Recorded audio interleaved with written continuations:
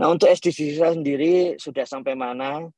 Ini dipisahkan antara yang pihak-pihak yang perlu mengisi data. Maka di situ ada dashboard SDGs Kemendesa Go.id. Ini hanya untuk keperluan mengisi data. Adapun untuk keperluan melihat hasilnya, yang tidak perlu mengisi data, itu sudah terkompilasi seluruhnya di SID, singkatan dari Sistem Informasi Desa, .kemendesa.go.id. Yang isinya adalah seluruh informasi tentang desa yang terus bisa dikembangkan. Jadi mau ditempel di web desa, juga disiapkan seperti itu, dimasukkan ke dalam comment center dari kabupaten, provinsi, sampai comment center dari kementerian dan lembaga lain juga disiapkan. Tapi terutama tentu saja di situ adalah digunakan untuk membangun desa. Nah, pada hari ini sebetulnya kita akan bercakap-cakap mengenai hal yang lebih luas, tapi ada salah satu hal yang penting disampaikan oleh Menteri Desa minggu lalu pada kami dan beberapa orang bahwa APB Desa, APBDes, itu penting untuk segera kita ketahui secara total. Kenapa demikian? Karena kita ketahui APBDes itu isinya sangat lengkap, yaitu rancangan kegiatan desa pada tahun berjalan ini. Dan kalau kita mengetahui pada sepertiga tahun pertama, maka kita sebetulnya sedang mengetahui apa yang akan terjadi sampai pada bulan Desember 2023. Jadi ada aspek pentingnya di sana. Kita mengetahui bahwa apa saja yang akan dilakukan desa dan kemudian kita bisa mendukung hal-hal yang sudah direncanakan oleh desa. Jadi kepentingan utamanya ada di sana. Kemudian kenapa perlu masuk ke Monef Dana Desa? Karena di sana juga APBDes itu jangkar atau bagian pangkal untuk mengisi menu-menu data yang lain. Dan pada saat ini hasil dari Monef Dana Desa itu antara lain digunakan di dalam dashboard di Kementerian PMK. Gitu. Kemudian juga oleh Ditjen PDP sedang dalam proses untuk bisa diakses berbagai pihak. Jadi arti penting dari Monef Dana Desa seperti itu. Meskipun aspek-aspek pokok dari Monef Dana Desa tentu saja akan disampaikan di dalam sid.kemendesa.go.id. Jadi sebagai jangkar untuk menu-menu yang lain itu misalnya dana desa baru bisa diisi kalau APBDes-nya terisi supaya tidak ada kesalahan di dalam penulisan untuk dana desa. Kemudian prasarana dan pemberdayaan. Jadi kalau di dalam aplikasinya disebut non prasarana, tapi itu maksudnya adalah aspek-aspek pemberdayaan. Kemudian kalau di tagging ada padat karya tunai desa, maka rincian padat karya tunai desa baru akan muncul. Makanya perlu hati-hati, pengalaman dari tahun lalu, pengetahuan tentang bagaimana mengisi APBDes ini menjadi sangat vital. Dan oleh karena itu, selama seminggu ini, kita akan mempelajari bagaimana cara-cara mengisi APBDes di dalam Monef Dana Desa. Khusus hari ini, tim teknis yaitu Mas Ibnu akan menyampaikan secara teknis. Selanjutnya nanti kami yang akan menyampaikan bagaimana isian-isian di dalamnya.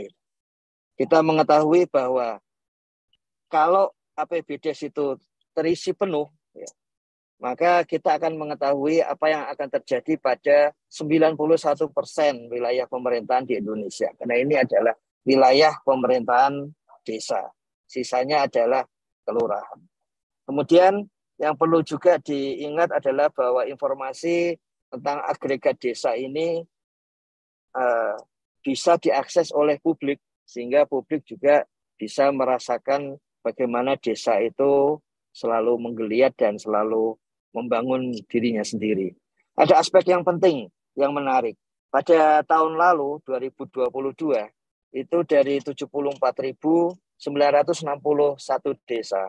Itu APBDes terkompilasi yang kurang hanya sekitar 31 desa. Jadi 74.930-an desa terkompilasi, sehingga itu membentuk satu data yang tidak bisa diingkari lagi karena memang kondisinya demikian. Nah, yang paling penting di sini yang perlu ditegaskan adalah tagging dari APBDes. Setelah input, kemudian tagging. Sampaikan tadi bahwa yang menginput tadi ada PLD dan PD, tapi saat ini dibuka sampai level provinsi. Nah, jadi perlu dicek bahwa untuk ke depan kembali lagi nanti sesuai dengan SOP akan ke PLD dan PD. Namun karena untuk percepatan pada saat ini dibuka sampai level kabupaten dan provinsi. Nah, kapan menginputnya? Ya harus mulai sekarang, dan yang perlu diingat adalah bahwa waktu penginputan itu disetel pada saat ini adalah 3 jam.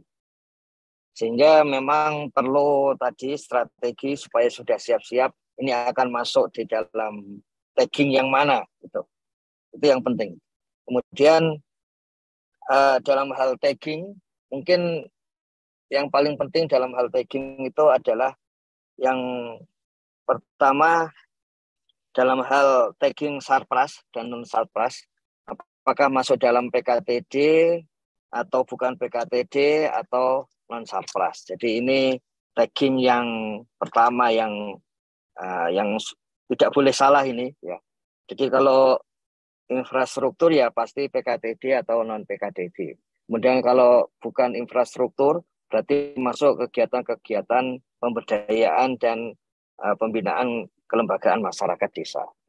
Kemudian dalam hal Permendes ini yang berbeda dari tahun lalu karena sesuai dengan Permendes yang terbaru, maka di situ ada BUMDesa ini untuk yang langsung berhubungan dengan BUMDes. Kemudian desa wisata yang langsung berhubungan dengan desa wisata.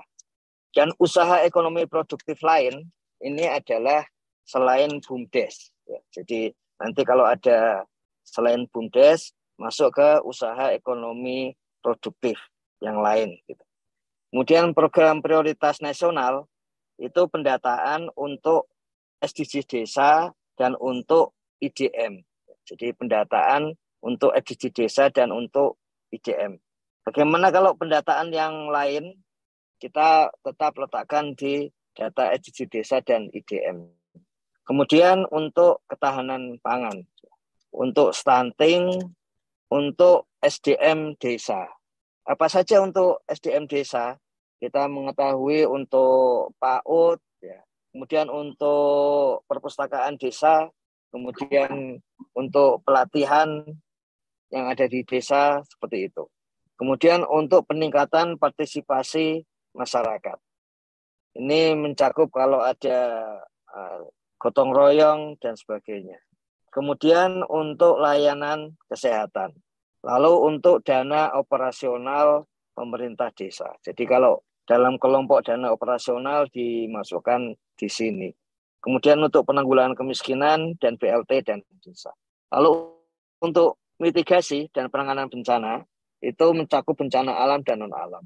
Nah, tambahannya adalah karena yang di tagging sesuai arahan dari Menteri Desa, PTD dan Transmigrasi bahwa tahun ini taggingnya adalah APBDes, bukan tagging dana desa saja. Jadi karena taggingnya APBDes maka ada tagging berbasis dana desa, kemudian silpa dari dana desa, serta dari pendapatan yang lain. Pendapatan desa yang lain. Makanya di sana ada tambahan tagging untuk gaji dan tunjangan kepala desa, gaji dan tata ruang untuk administrasi desa yang lain. Ya. Kalau sulit untuk menempatkannya, maka diletakkan kepada lainnya. Yang perlu diingat adalah bahwa lainnya itu secara statistik yang paling bagus tidak lebih dari 16% atau katakanlah 15% ke bawah. Jadi itu hal-hal yang mungkin penting untuk saat ini